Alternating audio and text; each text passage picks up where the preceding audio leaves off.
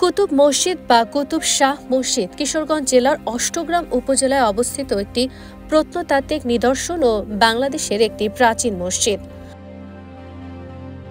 মসজিদটি সুলতানি আমলে নির্মিত বলে ধারণা করা হয়। কুতুব মসজিদটি আবিষ্কারের সময় এটিতে কোনো শিলালিপি পাওয়া যায়নি বলে এর সঠিক নির্মাণকাল সম্পর্কে তেমন ধারণা পাওয়া যায় না।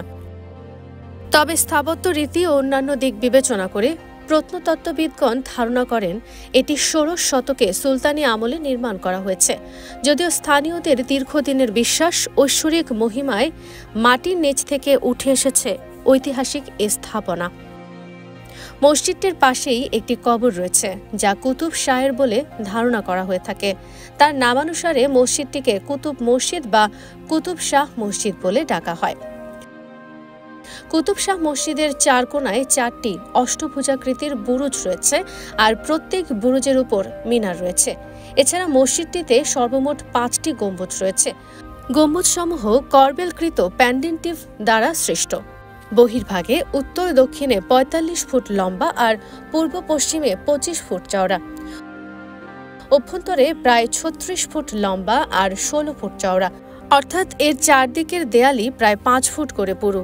মসজিদটির চার কোণে রয়েছে ৪টি অষ্টকোণাকৃতির বুরুজ। এগুলো বলয়াকার স্ফীত রেখা দ্বারা অলঙ্কৃত। পূর্ব দেয়ালে ৩টি এবং উত্তর ও দক্ষিণের দেয়ালে ২টি করে কোণাকৃতির খিলানকৃত প্রবেশপথ রয়েছে। প্রতিটি খিলানের স্প্যান্ড্রিলে গোলাকার ফুল বিশিষ্ট টেরাকোটার অলঙ্কার রয়েছে, যা এই অঞ্চলের কারিগরদের অত্যন্ত প্রিয় মোটিভ। মসজিদের অভ্যন্তরে পশ্চিম দেয়ালে ৩টি মেহরাব রয়েছে। এগুলো সর্পিল নকশা বিশিষ্ট টেরাকোটার অলঙ্করণ দ্বারা মনোরমভাবে সুসজ্জিত।